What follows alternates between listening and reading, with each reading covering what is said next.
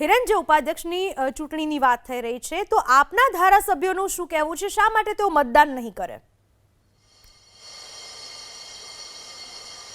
પૂનમ, રાજ્યપાલનું સંબોધન, ત્યારબાદ 15 મિનિટનો વિરામ અને તુરંત જ ઉપાધ્યક્ષની ચૂંટણી, ગુજરાત વિધાનસભાના ઉપાધ્યક્ષની ચૂંટણી પ્રક્રિયા હાથ ધરવામાં આવશે.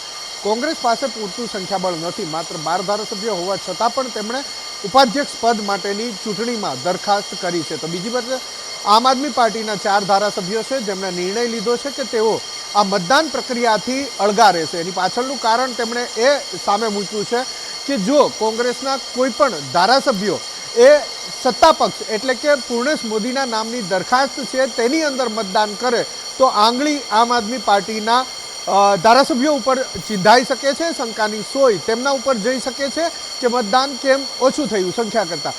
એના કારણે આ નિર્ણય લેવામાં આવ્યો છે. બીજું કારણ એ પણ આપવામાં આવ્યું છે કે ભારતીય જનતા પાર્ટીનું સંખ્યાબળ ખૂબ જ મજબૂત છે. પરિણામ નિશ્ચિત છે કે પૂર્ણેશ મોદી ગુજરાત વિધાનસભાના ઉપાધ્યક્ષ બનશે. આમ છતાં કોંગ્રેસ આ ચૂંટણી કરાવવા માટે મથી રહી છે, જેના કારણે આમ આદમી પાર્ટીના ધારાસભ્યોએ સર્વાનુમતે નિર્ણય પ્રદેશ કક્ષાએથી લેવાયો છે કે મતદાનથી અળગા રહેશે ઉપાધ્યક્ષની ચૂંટણીમાં.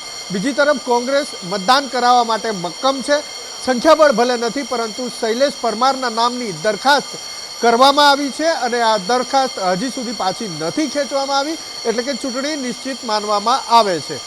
રાજ્યપાલના સંબોધન બાદ 15 મિનિટનો વિરામ અને ત્યારબાદ ઉપાધ્યક્ષની ચૂંટણી હાથ ધરવામાં આવશે. ધ્વનિ મતથી ચૂંટણી કરશે વિધાનસભાના અધ્યક્ષ શંકરભાઈ ચૌધરી અને તુરંત જ આ પરિણામ નિશ્ચિત થશે.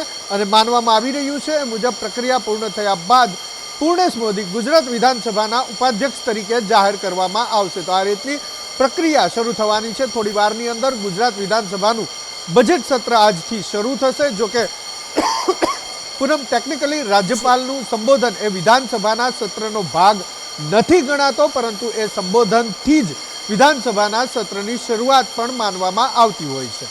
જી પૂનમ. આભાર હિરેન, આપનો તમામ માહિતી બદલ. તો રાજ્યપાલના સંબોધન બાદ ઉપાધ્યક્ષની ચૂંટણી કરવામાં આવશે, પરંતુ આપના ધારાસભ્યો તેમાં મતદાન નહીં કરે, કારણ કે સંખ્યાબળ જ ઓછું છે અને તેને ધ્યાને લઈને આ નિર્ણય લેવામાં આવ્યો.